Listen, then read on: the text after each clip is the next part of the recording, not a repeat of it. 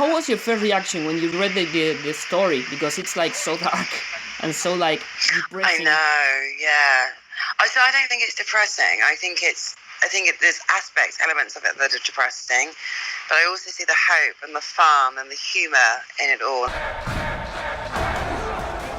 It's a terrible, terrible world, but I want to see every second of it. I think it's a real reflection of human relationships, life, where you can be feeling really shit in 1 minute and then the next, that all changes. And I think that's what Years and Years does beautifully.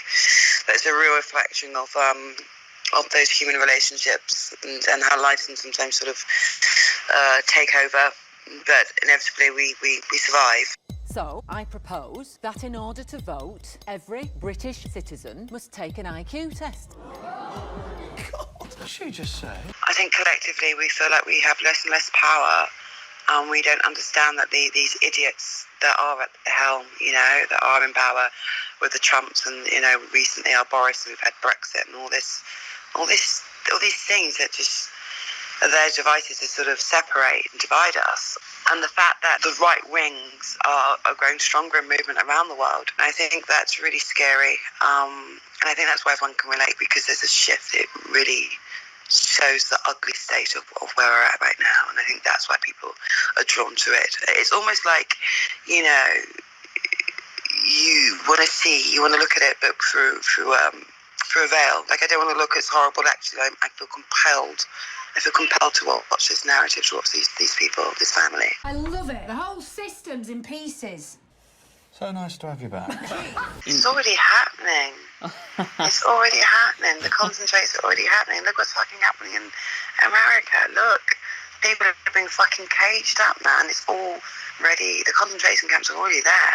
Yeah. And they're killing us with the pharmaceuticals already. Everything that's a program that's 10 years, 15 years in the future, apart from, this technology of downloading a brain and transhumanism, which is actually a thing at the moment.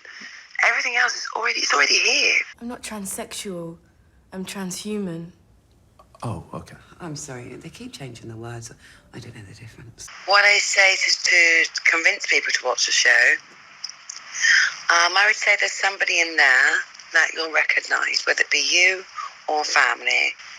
But I don't know if I would convince anybody to watch the show. If they're hiding from it, perhaps they're not ready for something like that. I know the story begins and has an ending, but are you discussing like maybe more episodes, or maybe like a different insight of this era?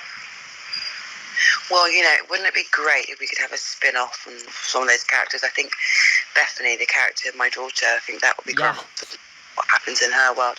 But alas, it is not to be, my friend. No. Yeah. Russell has moved on to boys, and he's writing lots of other stuff. And he does he very rarely does a second season of anything.